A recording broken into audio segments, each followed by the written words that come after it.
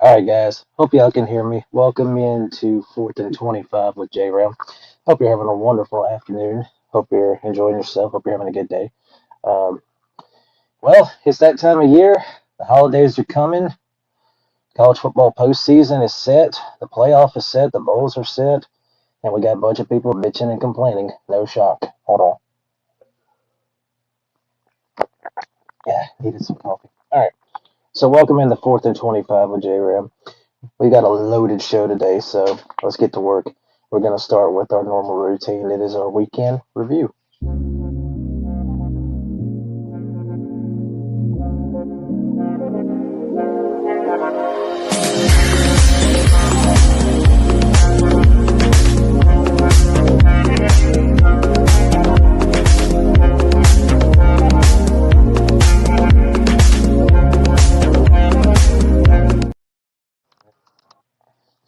All right, welcome back. All right, so let's get rolling with our weekend review. So, first things first, we're going to dive in. Let's talk about what happened over the weekend with the conference championship games. Starting with Friday night, this past Friday night, we had the Conference USA Championship. Shout out to the Kennesaw State Owls, 19-15 over Jacksonville State. Coach Mack, his first year there, and he just wins 10 games and wins the conference. Second year in the league, and they're already conference champions. They finished 10-3. Got a really good bowl matchup. They'll play Western Michigan in the Myrtle Beach Bowl. So let's do a quick couple of things. Quarterback Amari Odom throws for 246 and a touchdown.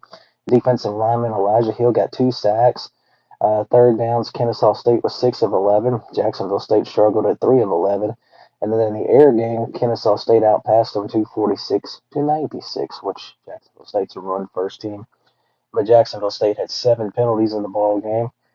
And then Kennesaw State scores the winning touchdown when Odom hits Neville Dean for an 11-yard score with 51 seconds left to seal the win. And the Owls are Conference USA champions. Congratulations to these guys. That's awesome. Second year in the league, and they're already conference champions. So shout out to Kennesaw State. Congratulations. All right. And then Friday, continuing on the Friday games, we had the Sun Belt Championship game, and your champions, of course, the Dukes of James Madison. They have been a big story over the weekend. You probably know why, but more on that later.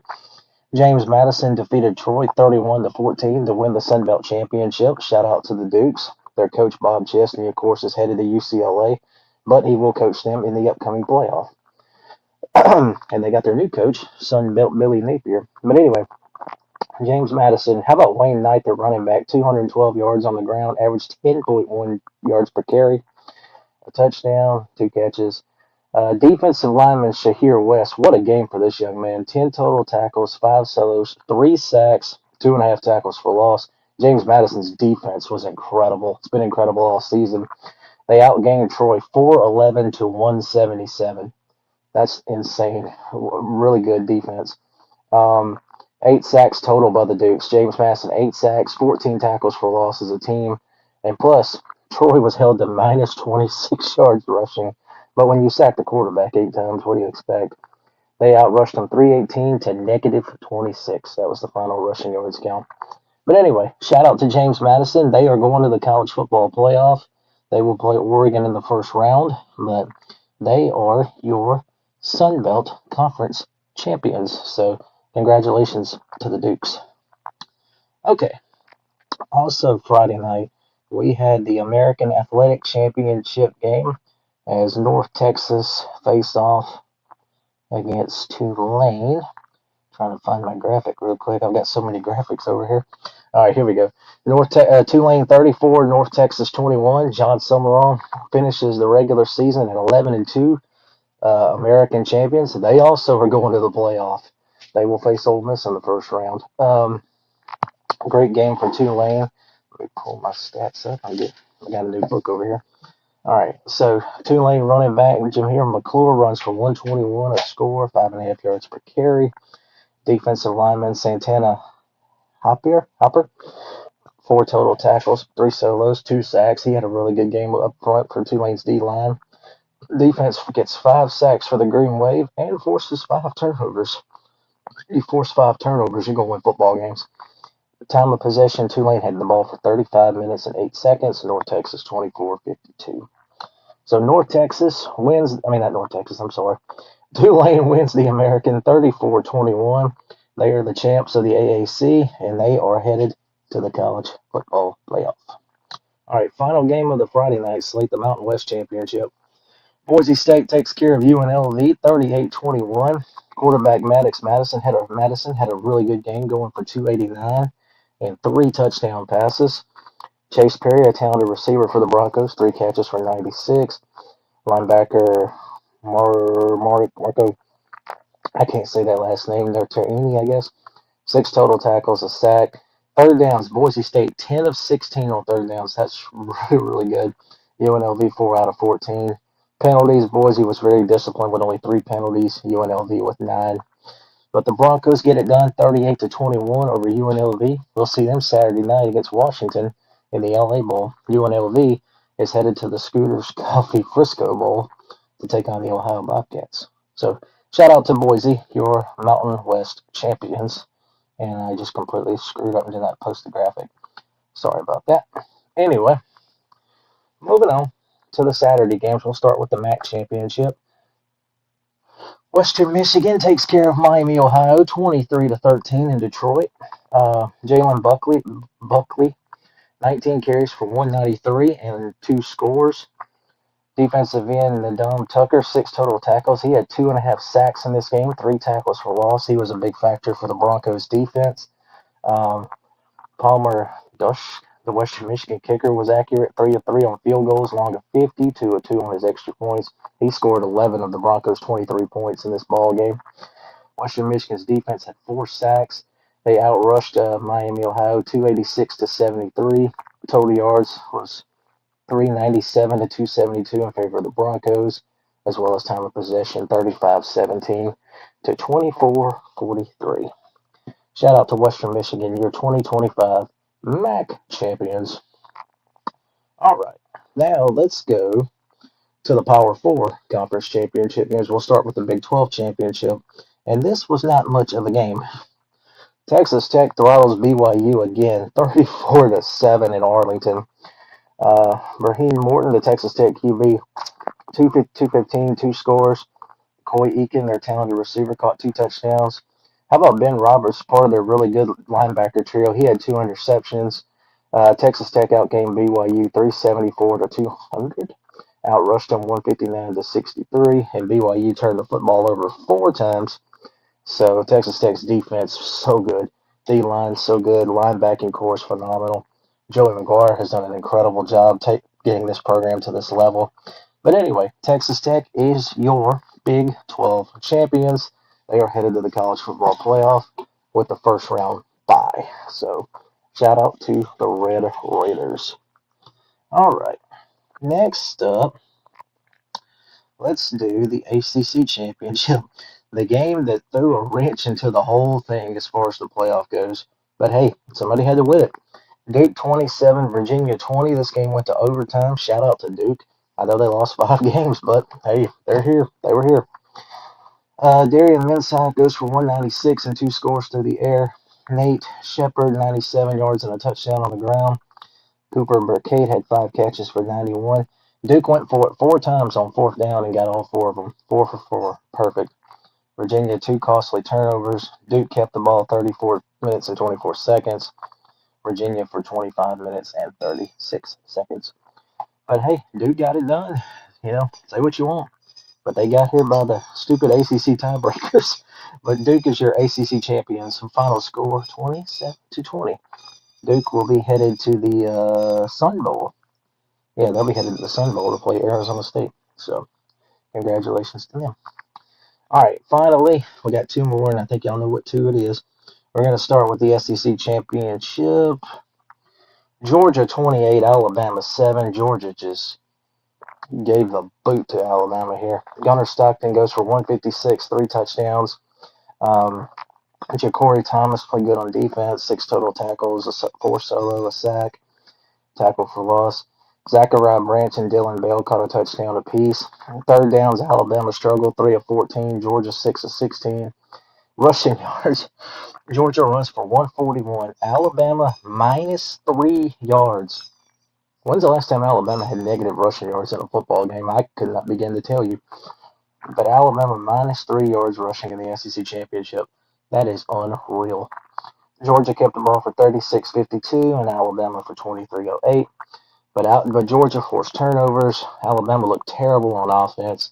But Georgia gets it done. Final score 28-7.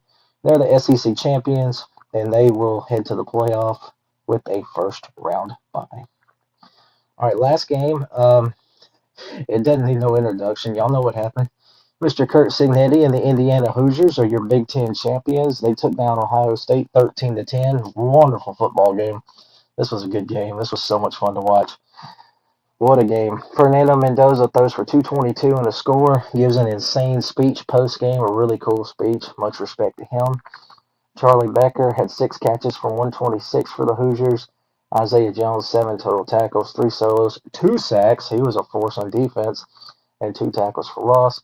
Indiana's defense sacked Julian Sand 5 times. Nice job by the Hoosiers. Third down, Indiana 6-13, Ohio State 4-12. In the red zone, Ohio State had all kinds of trouble. Missed field goal, fell 4th downs, you name it. Ohio State struggled in the red zone. That was very strange to see. And then rushing yards, Indiana outrushed them 118-58. So Indiana is your Big Ten champions. Congratulations to Kurt Cignetti's team. They are headed to the college football playoff. They are the #1 overall seed, and they will be at the Rose Bowl. All right. So, with that said, coffee got cold. Yeah, sorry about that. Okay, moving on. Let's do our Players of the Week, Conference Championship Edition. We're going to start with offense. Let me pull it up on my phone. Sorry about that. Be a little easier for me to read because the screen is small. All right. Tulane running back Jamari McClure, 22 carries, 121 yards, and a touchdown for Tulane in the win over North Texas. We talked about James Madison, running back Wayne Knight, 21 carries, 212, and a touchdown. Boise State quarterback Maddox Madison, a really good game, 289 and 3 scores. He also had a rushing touchdown, so he had 4 total scores for the Broncos. Running back Jalen Buckley of Western Michigan, 19 carries for 193 and 2 touchdowns for Western Michigan in the MAC championship. And at the bottom, Cameron Peters, quarterback of Prairie View A&M, giving this young man a shout out in their win in the SWAC championship as they took down Jackson State.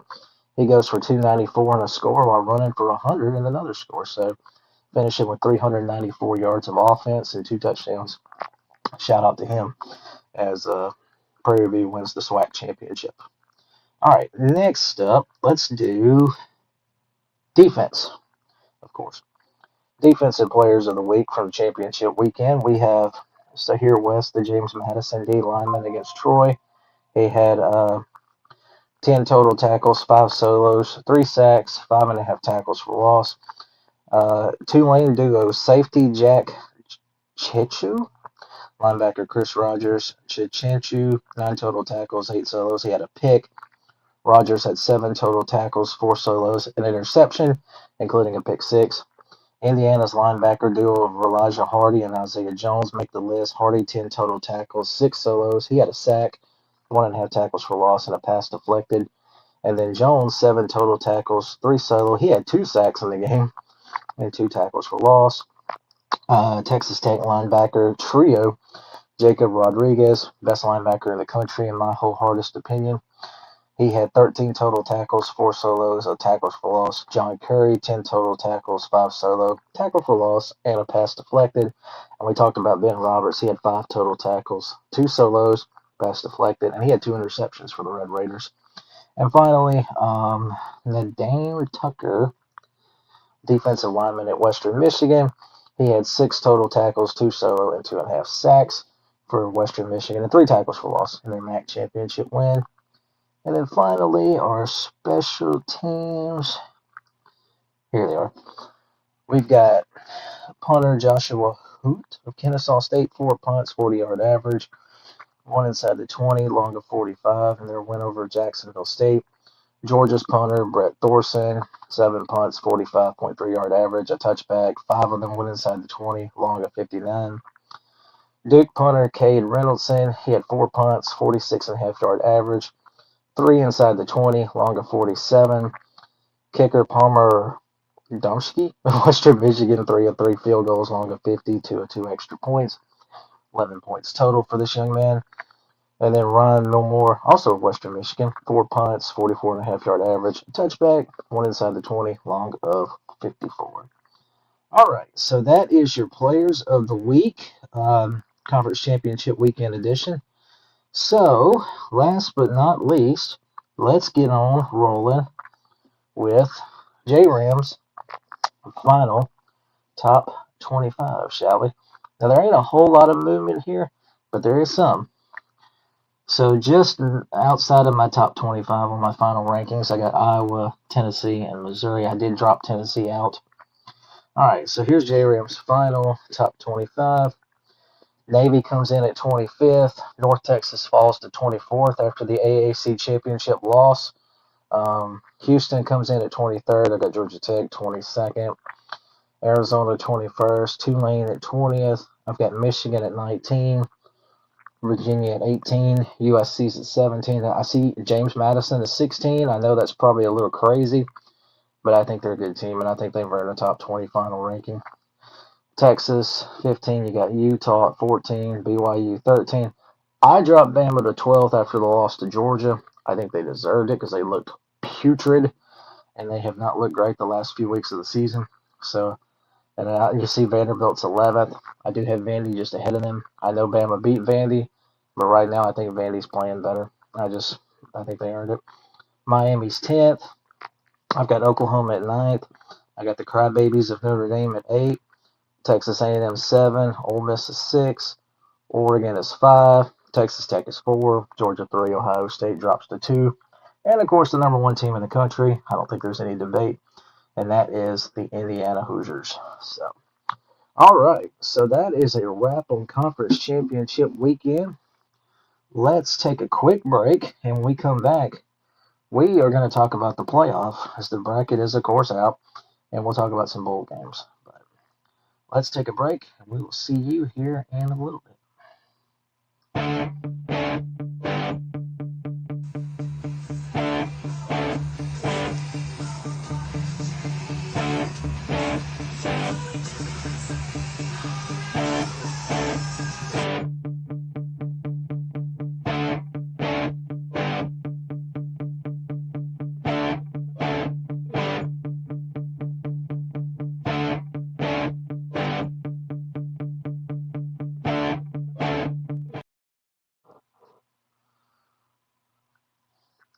All right, guys, welcome back to 4th and 25 with J-Ram. Also, before we get into the college football playoff, we've also got the other lower level playoff games. Just an update for y'all. Let's start with the D3 playoffs. Let me find the bracket update for you. My apologies. Let me pull it. Okay. So, D3 playoffs this past weekend was, of course, the 3rd round. John Carroll upsets Mount Union 10-7. If you follow D3 football, Mount Union is the powerhouse. They are pretty much the it along with North Central. But anyway, John Carroll beats them in 2 overtimes, 10-7. Wheaton knocked out DePaul 49-24. John Hopkins knocked Salisbury out 45-13. Susquehanna beat Eastern 29-0. Berry beat Trinity 31-23. Wisconsin River Falls keeps rolling 42-14 over St. John's. There's North Central, the other power. They beat Wisconsin La Crosse 35-27. And Bethel, Minnesota beat Wisconsin Platte 35-24. So they move on. Now, let me find next week's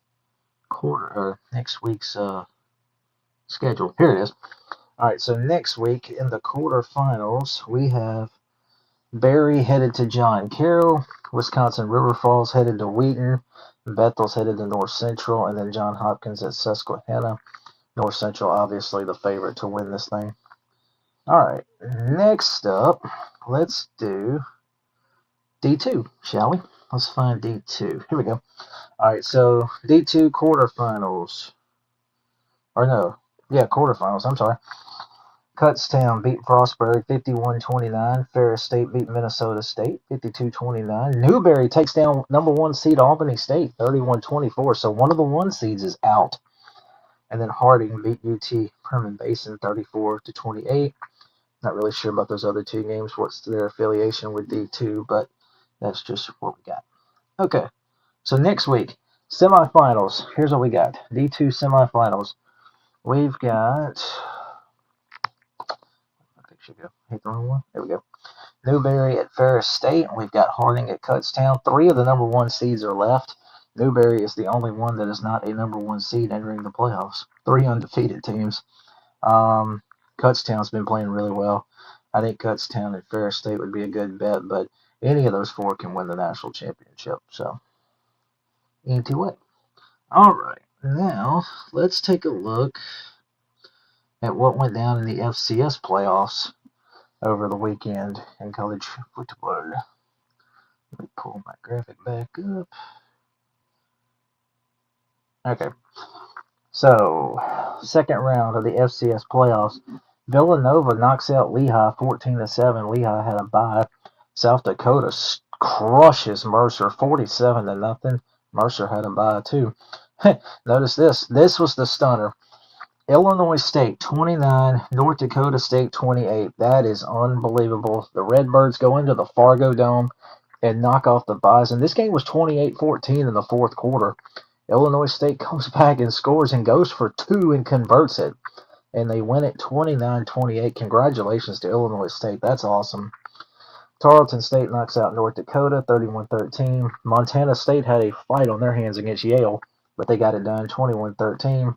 Montana knocks out South Dakota State 50-29. So we're about out of Dakota schools. What the heck? And Stephen F. Austin beat Abilene Christian 41-34. And also, let me pull it up. UC Davis knocked out Rhode Island 47-26. So, with that said, that means that, and I don't know where the graphic went, but oh well. Here's what we'll do then, I guess. Next week, quarterfinals. Friday is Stephen F. Austin at Montana State. That's an ESPN game, by the way, 7 o'clock my time, Central Time. That should be a great game, but Montana State's probably the favorite now to win this thing. Tarleton State against Villanova on Saturday. Also South Dakota at Montana, and Illinois State at UC Davis. That's your quarterfinals. Sorry, the graphic's not up there. All right, now let's get to the big playoff. Here it is. Here on 4th and 25, J Rams College Football Show. The college football playoff is out, and there are some angry people and there's some happy people, like you're going to have in any playoff. So here's your bracket. Indiana's the number 1 seed. Ohio State is 2. Georgia 3. Texas Tech is 4. First round, we've got 12 seed James Madison at 5 seed Oregon. One of the games that's got a lot of people upset. People are giving James Madison and the G5 a hard time. What do you expect? Winner plays Texas Tech in the quarterfinals at the Orange Bowl, which is kind of weird, but we'll get to that in a minute. 9 versus 8 is Alabama, Oklahoma. That is the Friday night game, December 19th. Winner will play Indiana at the Rose Bowl. So Alabama gets a chance to revenge that loss to Oklahoma a few weeks ago. The 11-6 matchup, as you see, is Tulane at Ole Miss. Rematch of a regular season game that Ole Miss won by 35 points, I believe. But let's see what the Rebels do with Pete Golding as the coach now. Ole Miss, Tulane, winner plays Georgia in the Sugar Bowl. Very good chance we might have an all-SEC Sugar Bowl, which sounds weird. And then finally, the 10-7 matchup, you have Miami and Texas A&M, which could be a really good game. And the winner will play Ohio State in the Cotton Bowl. So here's my thing. How did Ohio State get the Cotton Bowl and Texas Tech got the Orange? Wouldn't it make more sense to flip those? Because Texas Tech wouldn't have to travel far, and Ohio State knows the Orange Bowl really well. So kind of surprised they didn't go that route. Now, Georgia and Indiana, of course, are in their respective because of the bowl tie-ins, but I was surprised that Texas Tech didn't get the Cotton Bowl and Ohio State didn't get the Orange. They actually flipped it. But anyway, here's your playoff field. Obviously, Notre Dame was the big story getting left out. Miami got over them by the head-to-head tiebreaker, and Miami beat them. So if they're side by side, I get it. I'm not mad Miami's in. I mean, I hate it for the Notre Dame players, but what do you do?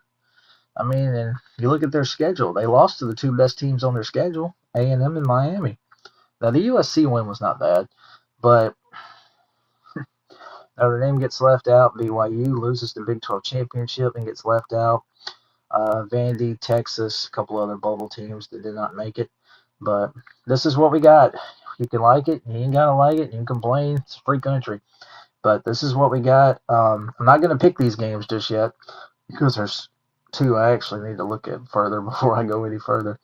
But next week's show, we'll predict these games. Obviously, we'll pick the first round.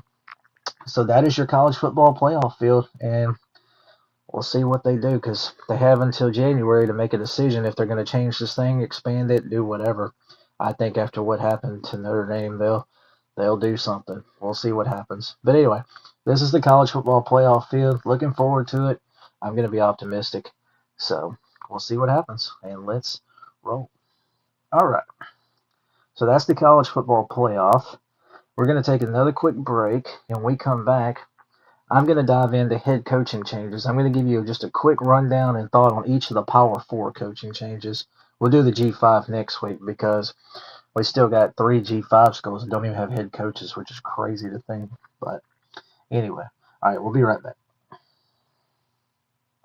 To hate Andrew Anderson spitting truth that just can't wait. Got a podcast like a punch right to your face. College sports villain taking it over the place. I bring the facts whether you like it or not. Dropping truth bombs, giving it all I got. They call me a villain. Well, I wear that badge with pride. Nothing but secrets they try to hide. Hard rock in my veins, rebellious to the core. I won't back down, won't take it anymore. The bad guy of the podcast world, that's me. Unleashing the truth, setting it all free.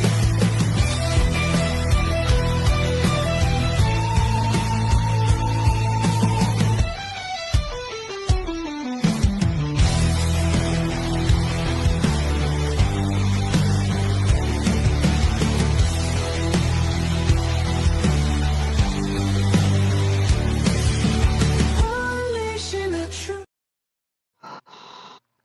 All right, guys, welcome back to 4th and 25 with J-Ram. All right, so our next segment, we're going to dive in and talk about head coaching changes. These are just the Power 4 schools. We're going to do the G5 next week because we're still waiting on 3 G5 schools to announce their coaches.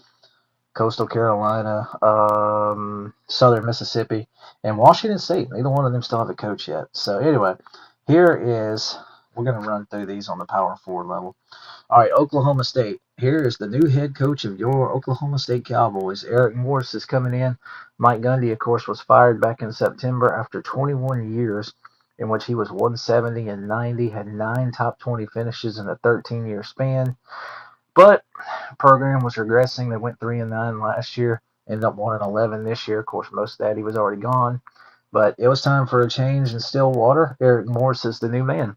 He comes in after a very good run at North Texas and Incarnate Word. At Incarnate Word from 2018 through 2021, he was 24-18, 20-11 in the conference that they played in. 2 FCS playoff appearances.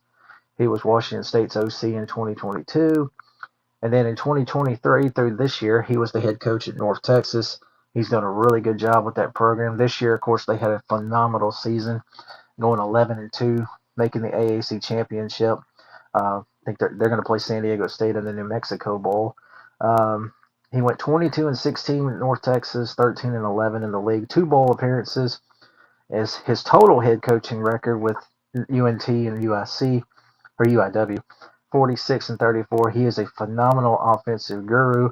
Has coached good quarterbacks. This year, North Texas, the number 1 offense in the country under him. And he has Big 12 experience. He was an OC at Texas Tech from 2014 through 2017, and he was also a grad assistant at Houston in 2010 and 2011. Um, I actually like this hire. I think he's a good fit there. I'll be interested to see where it goes. I'm not going to predict these because none of us know how these are going to turn out. I've tried that in the past and I failed miserably. But I like this hire. Oklahoma State fans, I think, are pretty excited. So, Eric Morris, I think this is a good hire on Oklahoma State's part. So, tip of the hat to the Cowboys. All right, our next head coach. Let's go to one that just recently happened. Iowa State. In comes Jimmy Rogers. Matt Campbell, of course, just left back on the 5th of this month. He took off to take the Penn State job. Congrats to him. We'll get to that in a little while. Jimmy Rogers comes in. This man at South Dakota State in 2023 and 2024, phenomenal run. 27-3, 15-1 in the Missouri Valley. Of course, 2023 national champion at the FCS level with the Jackrabbits. Last year, he was at Washington State as the head coach. Finishes 6-6, gets him a bowl trip, but won't coach their bowl game. They're obviously some pretty angry fans at Wazoo right now. But really good coach, winning pedigree. Obviously, he knows the Midwest well from his time at South Dakota. I think he's from South Dakota. Don't hold me to that, but knows the region really, really well. And I think he's a good fit, but we'll see how it goes. But Iowa State, of course, says goodbye to Matt Campbell and hello to the Jimmy Rogers era.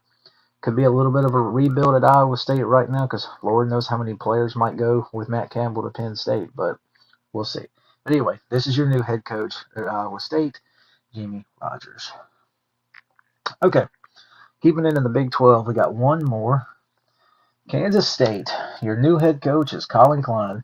Obviously, Chris Klieman announced his retirement a few days ago, back in the 3rd of this month.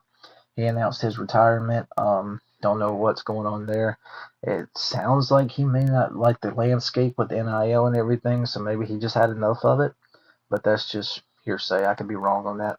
But anyway, here comes Colin Klein, the Texas A&M offensive coordinator the last couple of years. But he's obviously a well-known legend as a head coach. I mean, he's a player at Kansas State. I'm sorry, as a player. He was a great quarterback for the Wildcats. He played at K-State from 2008 through 2012. He was a grad assistant there for 2014 and 15. He was a quarterbacks coach at Northern Iowa for 2016. Then he came back to Kansas State in 2017 through 2023 as the quarterbacks coach. And then in 2024 and then this past season, he was the OC and quarterbacks coach for Texas A&M. Did a great job down there at Aggieland. Having played there, he's built up relationships with administrators, donors. A lot of people, of course, know him from his time there playing there. He brings a fresh perspective to the program, continuality, and familiarity with the area and the program. So, first-time head coaches, I know you tend to be a little more iffy on that. I'm iffy, but if there's a guy who can do it, I think this is the cat to do it for K-State because he obviously knows it really well. So, it's the Colin Klein era at Kansas State. All right, let's keep on rolling. That's the Big 12's coaches. Let's do the ACC now. We'll start out on the West Coast. Stanford. Tavita Pritchard is the new head coach of the Stanford Cardinal. Frank Reich was the interim coach this past season, taking Stanford to a 4-8 season in which they beat Florida State and Cal. If you beat your arch rival Cal, that's a good thing. But he was just the interim coach. The previous coach was fired in the spring for some stuff. I really don't remember that situation too well. But in comes Tavita Pritchard. He's the quarterbacks coach for the Washington Commanders. He knows Stanford really well. He played quarterback there from 2006 through 2009. Was a grad assistant, running backs coach, quarterbacks, receivers, offensive coordinator from 2010 through 2012. He held different positions at Stanford all those years. And then he was the Commanders' quarterback coach for 2023 through this season. Now, he's a first-time head coach. Also, the general manager of Stanford football, obviously. Oh, sorry, I had a comment. I was just making sure I wasn't missing something. All right. He's a first-time head coach also, but he knows and understands this program really well. Haven't played there. But the general manager, Andrew Luck, legendary Stanford quarterback, he's bringing in someone he knows really well and trusts, a friend. This is a tough program to win at and sell at now in the NIL era, but it's a tough job. But we'll see how this one goes. This is one of the ones I'm a little more sketchy about but I still think he can coach. So I think he can work. We'll see how it goes. But that's your new man at Stanford, Tavita Pritchard. All right, next up, let's keep it in the state of California.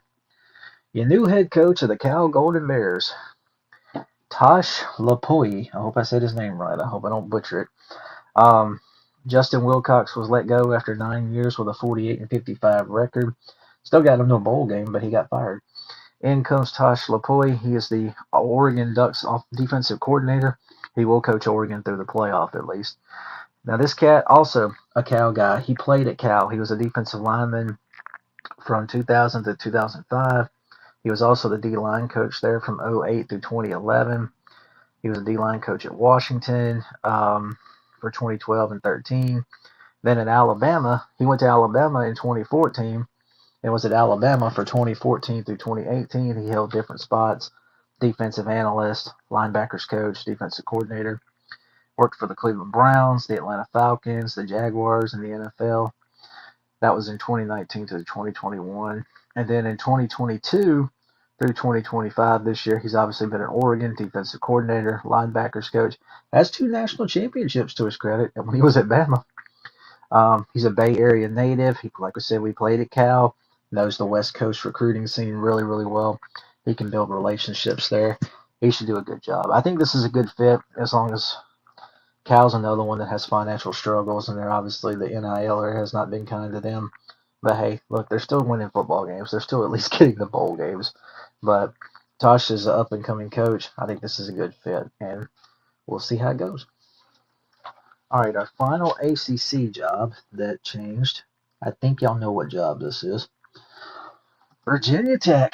Out goes Brent Pry with a 16-24 record. In comes James Franklin. This man is a winner. Now, obviously, against top 10 teams at Penn State, that's a different story. But he's a winner. He knows how to coach. At Vanderbilt, he went 24-15, had 3 bowl appearances, 2-1 record in those, 11-13 SEC record. The man took Vanderbilt to back-to-back 9-win seasons. Come on.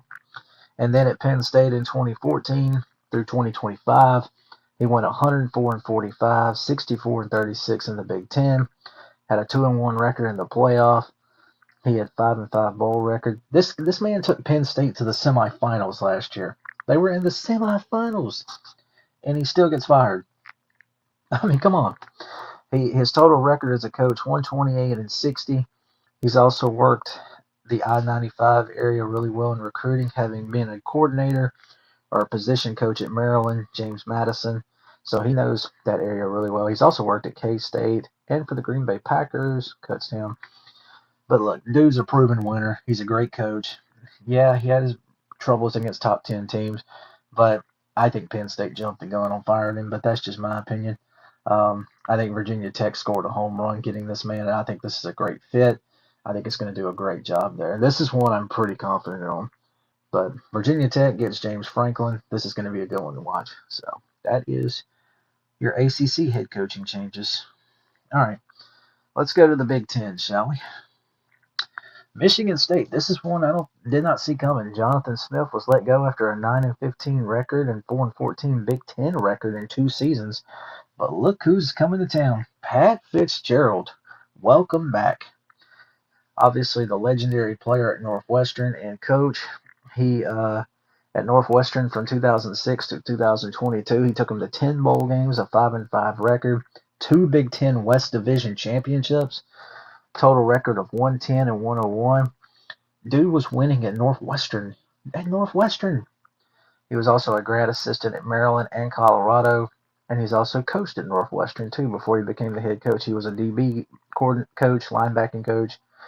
He took over in 06 under sad circumstances when Randy Walker, who was their coach at the time, passed away. Pat took over and never looked back. It's a shame what happened when he was at Northwestern. Y'all know that hazing scandal situation.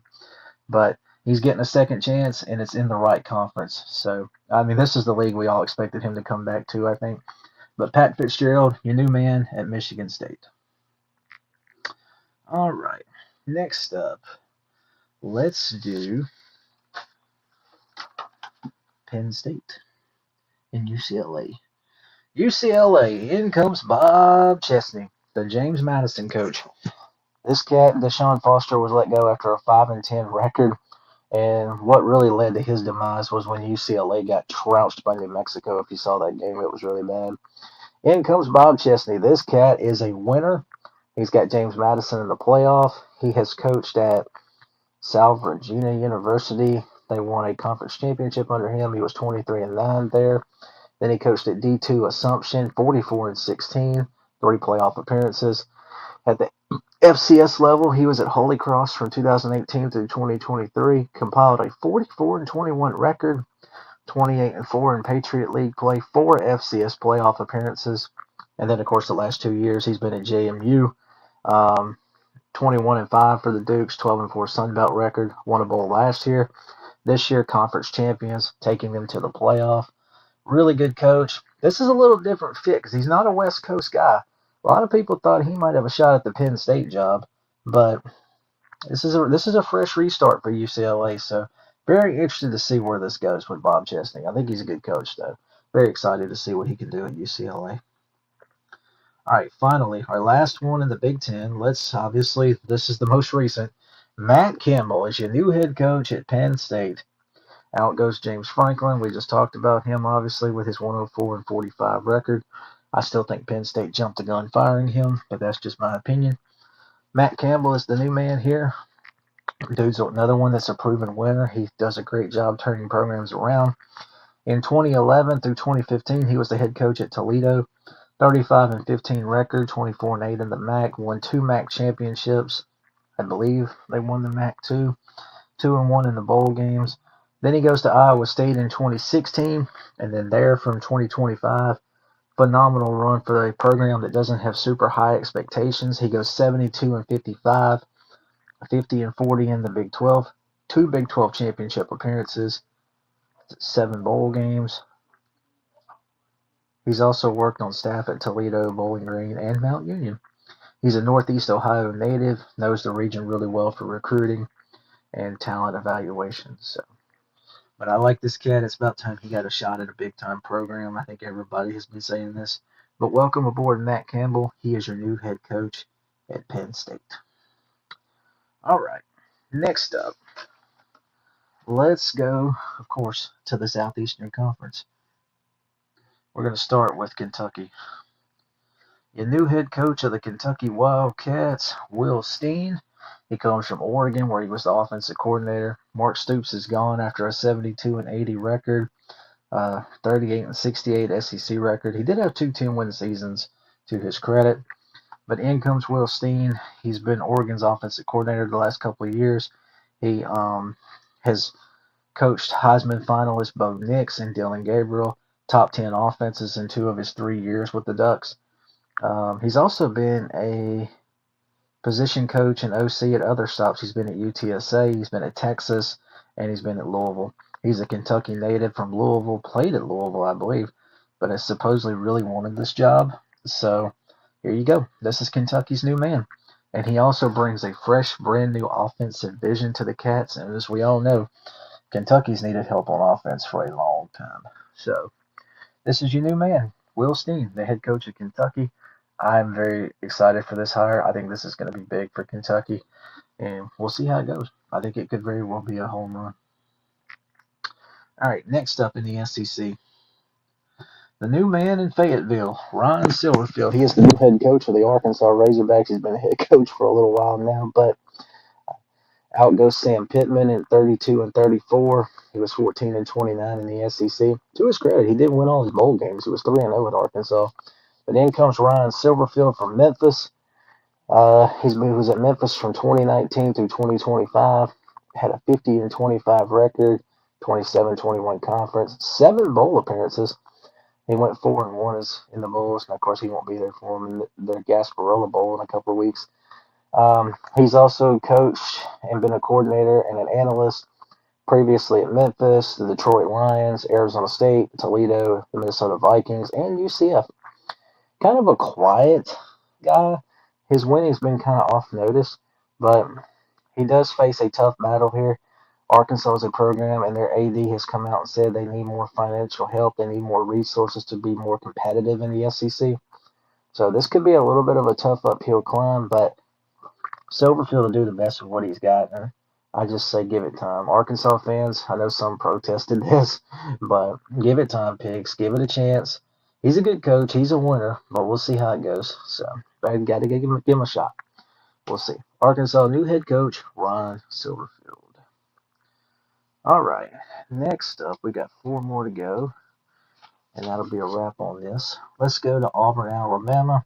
Your new head coach of the Auburn Tigers, Alex Golesh, coming over from South Florida. Hugh Freeze, of course, was let go at 15-19, 6-16 in the SEC. Alex Golesh comes in from South Florida, where he was 23-15, 14-10 in conference, 2-0 in bowl games, a 9-win season, a really good team this year. Almost made their championship game. Has SEC experience. He was as an offensive coordinator, anyways, and tight ends coach at Tennessee in 2021, 2022. Knows the SEC really well. Previous stops at UCF, Iowa State, Illinois, Toledo, Oklahoma State, Northern Illinois, and Ohio State. So he's been coaching at a lot of places as a coordinator or position coach. Great offensive mind too. South Florida was a really good offense this year under his leadership.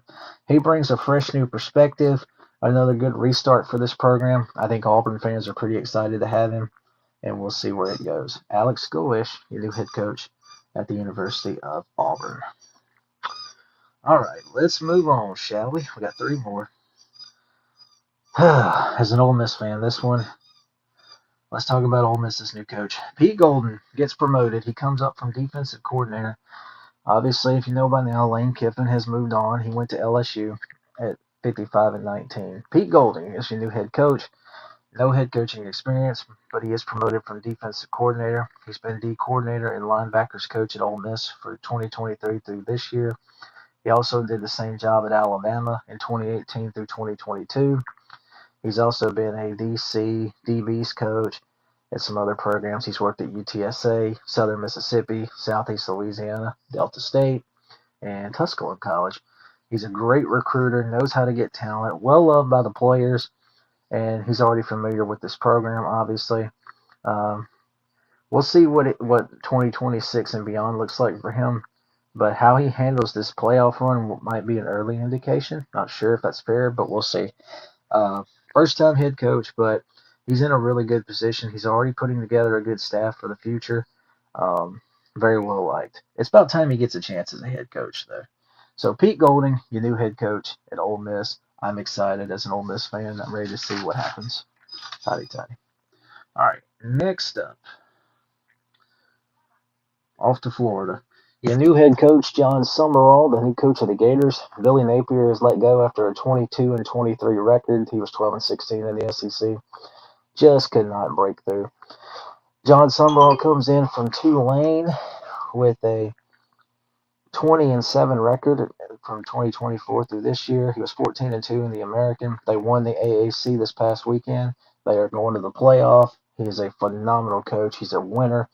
At Troy in 2022 and 2023, he had a 23-4 record at Troy, 14-2 in the Sun Belt, 2 Sun Belt titles and West Division titles. Guy is a winner everywhere he's been as a head coach.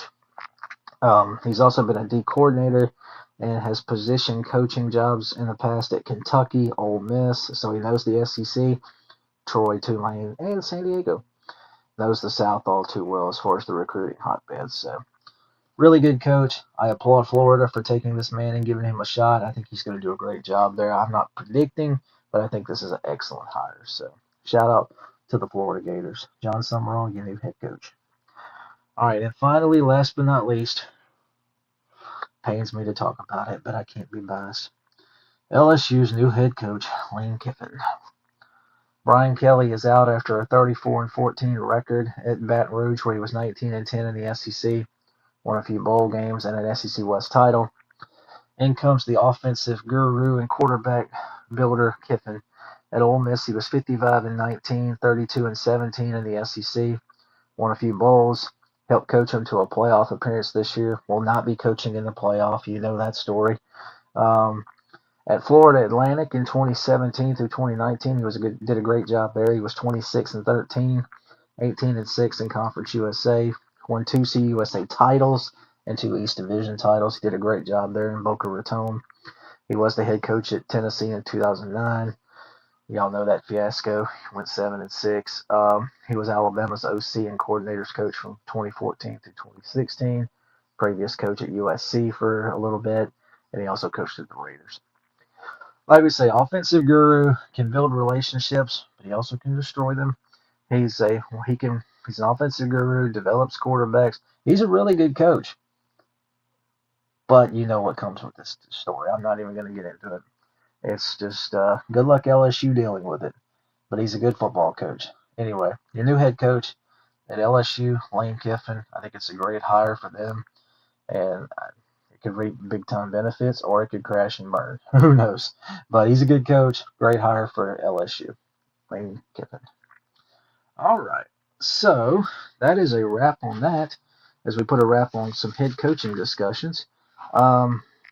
Before we get into game predictions, because we're going to do a couple of games. We're just going to do 3, but we'll discuss that in a minute. All right, so check this story out. This is from the University of Temple.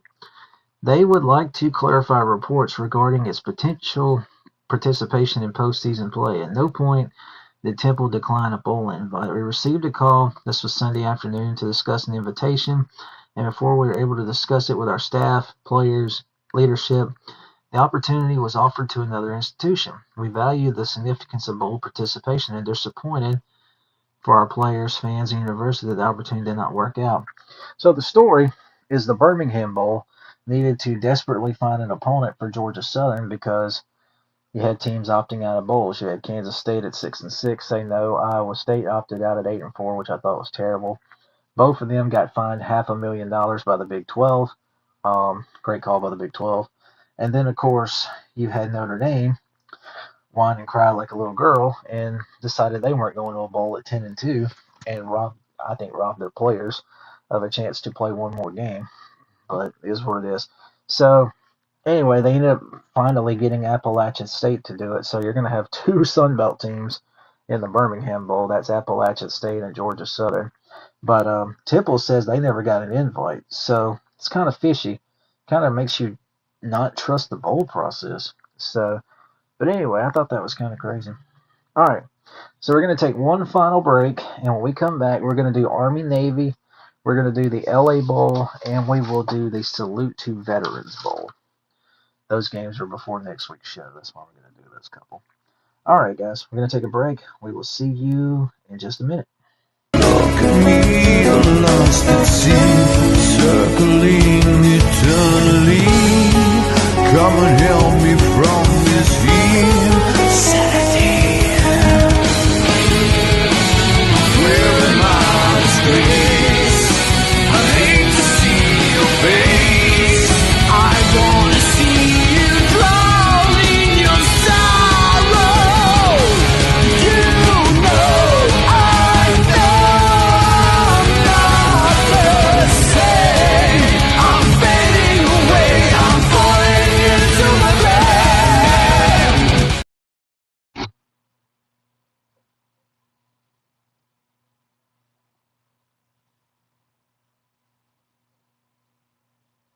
Hey, Vandy Chris. I see you just commented. I apologize. Let's see.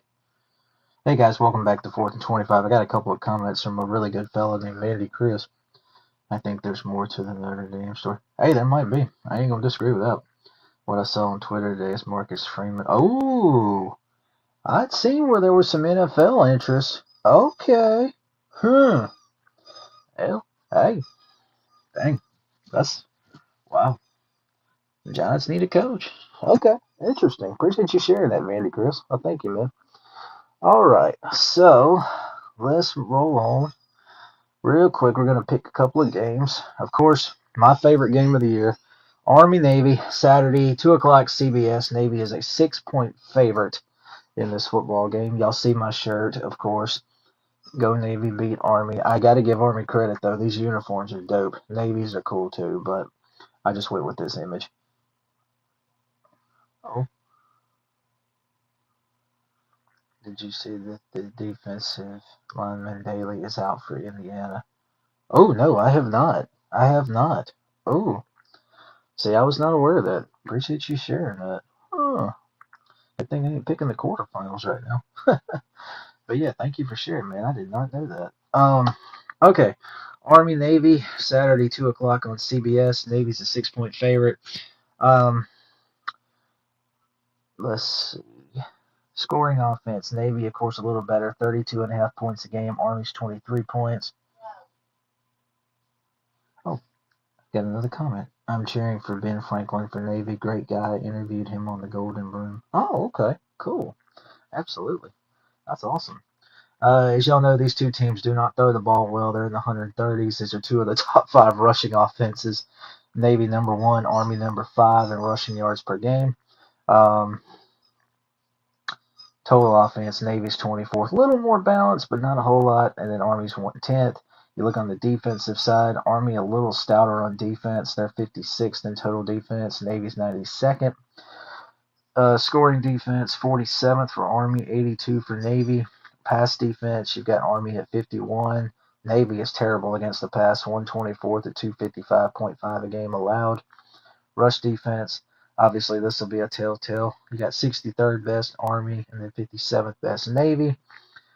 Third down conversions on defense. Army's really bad on third down defense, 123rd, allowing a 44.9% conversion rate.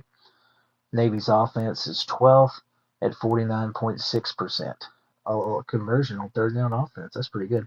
Time of possession, they both eat the clock really well with their option or wing T offenses, as Navy's is called. Army number 1 in time of possession, 35 minutes and 16 seconds. You got Navy 17th at 32 minutes and 20 seconds. Army, the most disciplined team in the country, no shock. Number 1 in penalty yards per game, only 24.1. Navy's 70th, which is kind of surprising. Would never think a service academy would be that low at 54.8 penalty yards per game. So anyway, with that said, that's kind of a brief rundown. I got Navy. I think Navy wins this game. I think they're going to be just a little too much for Army to handle. Navy's the better offense. Blake Herbath is a tremendously good quarterback. Heidenreich is actually a good little receiver. Alex Texla, they've got some good playmakers. So I'm going to go with Navy to win this football game, of course. Give me Navy over Army. All right, next up, let's pick a couple of bowl games, shall we? And look, regardless of your views of the bowl games, that's fun. Free country. I'm still going to enjoy them no matter what. Saturday night at 7 o'clock my time, ABC. It is the LA Bowl. We've got Boise State against Washington. And by the way, I just realized I'm missing the Celebration Bowl. We'll get to that in a minute. LA Bowl, we got Boise State, Washington. Washington, a 9-point favorite according to this. I don't know what there is as far as any opt-outs or anything, so I'm just kind of going to play it as is. We've got the number 25 and number 39 total offenses. Scoring offense, we got Washington 22nd, Boise 40th. Excuse me, guys. Passing offense, both are in the 50s. Rush offense, Boise 32nd at 188.4 yards per game. I've got Washington 59th at 168.8 a game. Third down percentages, I've got Washington is 7th on third down conversion rate, 50.7. Boise's 22nd at 47%. Fourth downs, Washington 67th, Boise's 90th. Defense, both are in the top 40 in total defense. You got Washington 20th, allowing about 311.3 total yards a game. Boise's 38th at 336.5. Scoring defense, Washington's 21st, Boise's 53rd. Pass defense, Boise's 13th, Washington 50th. Rush defense, Huskies are 17th. So there's a good matchup. 17th best run defense of Washington. Boise's 32nd rush offense. Time of possession, Boise really good at keeping the ball. They're 8th at 33 minutes, 11 seconds. Washington 76th. In the red zone, Huskies offense is 13th best in the country, scoring on 92% of their trips. Boise's defense is bad in the red zone, 124th, allowing close to 91% scoring rate. Okay, so with that said, like I say, I don't know if anybody's opting out. I don't know what the situation is with the rosters fully, so I'm kind of swinging here. But I'm going to go with the betting favorite, and I think Washington, the little quarterback for Washington is pretty good. I think Washington wins this football game. I think they'll win it and set up themselves to maybe leapfrog to an even better next season. Who knows? We thought they might lose Jed Fish to Florida at one time, but I guess that did not happen. But I like Washington in this football game, so give me the Huskies to knock off Boise State. Okay, real quick, before we do the Salute to Veterans Bowl, I just realized I am missing the Celebration Bowl. Let me pull it up real quick. I've got a good graph. I got a graphic here if I can find it. I know where it is. I just got to upload it. There it is. Real quick. Now, I don't have a lot of stats or info on this game, but we will, out of respect, pick it. The Cricket Celebration Bowl. This game is at 11 a.m. my time in Atlanta on ABC. You got the MEAC champion South Carolina State and the SWAC champion Prairie View A&M. No quarterback for Prairie View put on a good show in the SWAC championship game. I'm kind of swinging here, but I'm going to go South Carolina State. Give me the Bulldogs to win this football game. Give me South Carolina State to win the Celebration Bowl. All right, final game. We're going to do the Salute to Veterans Bowl in Montgomery, Alabama. We've got Troy, the Sun Belt runner-up, and we've got Jacksonville State, the Conference USA runner-up. This game should have a really good crowd. I hope so. It should sell a lot of good tickets. There should be good turnout. This is two Alabama teams playing in Alabama. You've got Jacksonville State with the number 4 rushing offense in the country, averaging 258.2 yards per game. Scary stat here for Troy. They're 112th in run defense. They're allowing 182 a game. Jacksonville State running back Cam Cook can eat up yards. Really good running back. Offensively, Jacksonville State's 35th at 419.2 a game. Troy is bad, 123rd at 314.2 per game. Troy's actually favored. According to this sheet, it says Troy by 3.5. Then you look at third down conversions, both struggle. Troy 65th, Jacksonville State 82nd. Defense, total defense, Troy 75th, Jacksonville State 85th. Both are low in scoring defense. Pass defense, Troy's 37th, allowing only 198 a game, but Jacksonville State doesn't throw it that much. 160 yards a game, 121st. Jacksonville State's 107th in pass defense. Run defense, we touched on that. Troy's 112th. Jacksonville State 67th. So, scoring-wise, Troy's scoring 24.3 a game, which is 91st best, and Jacksonville State 59th at 29 points per game. Okay, so with that said, Troy looked kind of rough as the game went on against James Madison. They played well at first, but then James Madison just blew them out. I think Jacksonville State's the better team here. I'm going to actually go against the line here. I think Jacksonville State wins this football game. Give me Jacksonville State to win the Salute to Veterans Bowl. Okie dokie. So, with that said, I got Navy beating Army. I've got South Carolina State winning the Celebration Bowl. I've got Boise State in the I got Washington in the LA Bowl. And then finally, I've got Jacksonville State in this Salute to Veterans Bowl. All right, man, good show today. Good show, good time, just over an hour. Wasn't sure how long we was going to go, but this is perfectly fine. Just over an hour. I am perfectly fine with that. Man, we've had good numbers today. I got over 20 plus views, 22 at one point. Thank you, guys. I appreciate y'all for checking me out. Next week, we will do G5 head coaching changes. We've run down the Power 4s, you know. We'll do G5 next week. G6. I got to remember the Pac-12's coming back.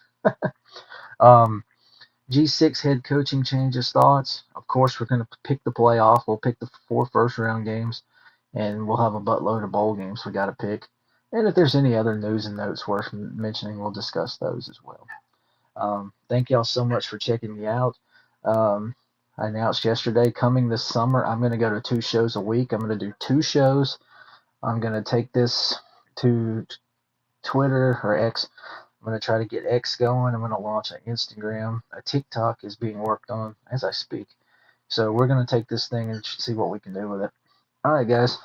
Before we always leave, I want to give thanks to the Lord above because he makes this all possible. Isaiah 7:14, therefore the Lord himself shall give you a son. Behold, a virgin shall conceive and bear a son, and shall call his name Emmanuel. Amen. All right, guys. Thank y'all so much for watching. I appreciate y'all checking me out. I'm going to get out of here. I got to go move some furniture. Hope y'all have a wonderful day. Stay safe out there.